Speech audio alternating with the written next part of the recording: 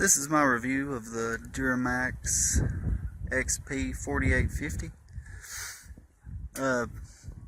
When it arrived, it actually was very simple to put together. You really just had to put the handles on, connect the battery hot, and put the axle on down here, which is just a couple screws, and it actually comes with all the tools you need, which makes it very easy. It will run propane. There's the line. I currently have gasoline in it just for the break-in, because I have heard that it might need that extra lubricant during the break-in procedure. So it does not come with oil, but other than that, the moment I put gas in it, I was able to, without even choking it, because I didn't know, just seeing if it'd turn over. I did pull it by hand maybe 5 times with the key off, just to kind of get a little lubricant on the cylinder before it just fired up. But it started about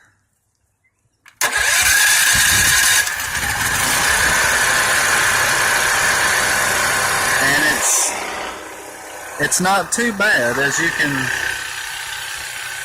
hear from. Now, I do like the fact that it has this 12-volt feature here, because you're able to, it comes with alligator clips, by the way, but my little air compressor here does not have them.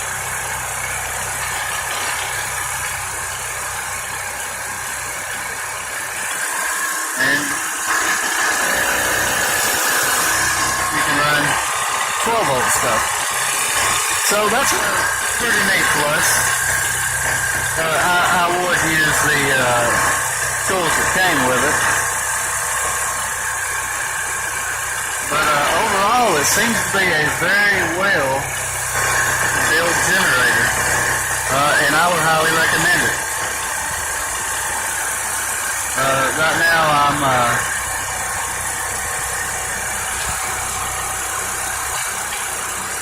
just running a battery charger here to charge my Jeep.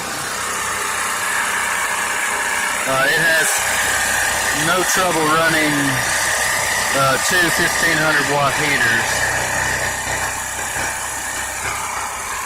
Here's the stuff.